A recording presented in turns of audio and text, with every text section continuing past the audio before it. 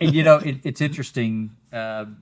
Business owners tend to be in their business mindset tend to be very risk tolerant because it takes heart and courage and a Yeah, little risk internal taker. fortitude to have most of your wealth tied up in private equity and subject to all the variabilities of the economy, your industry, legislative changes, et cetera, that can impact that.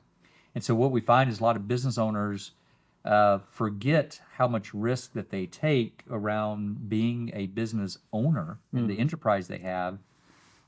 And they tend to be a bit more conservative when it comes to, oh, yeah, now we got to think about this esoteric thing called estate planning. We have a client who builds shopping centers. How complicated is that?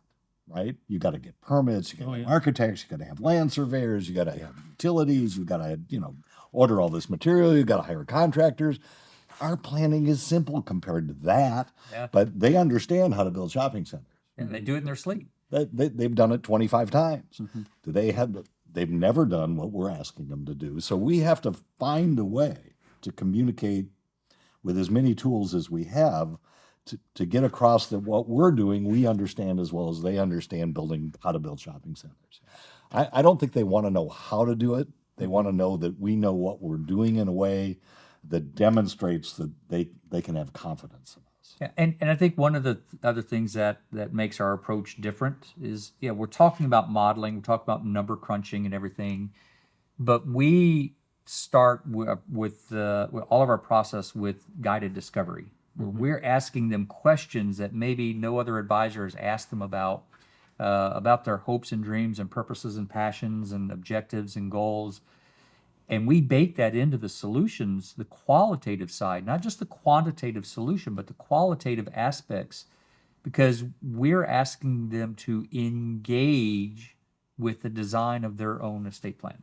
We're asking them to emotionally connect with what is it they want to leave behind. How is this going to impact the children?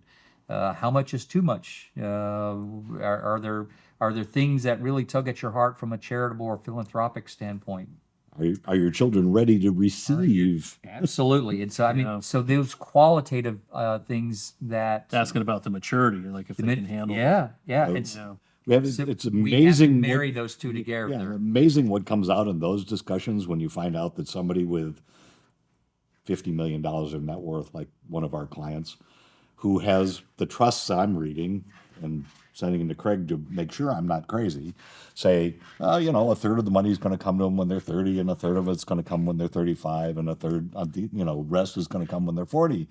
And I go, so when you give your 35-year-old the $5 million he's going to get, is he ready? Have you ever discussed this with him? And you get this, the client just look back and like, oh, that's what our documents say. We don't want that. Yeah. Well, that's what you have right now. Yeah. So how do we get inside and really find out, oh, by the way, this child is on the spectrum, really doesn't handle money very well, probably shouldn't do that. That's like a death sentence for your child. You don't really want that outcome. So how do we translate that into a design that really speaks to what it is they're trying to do?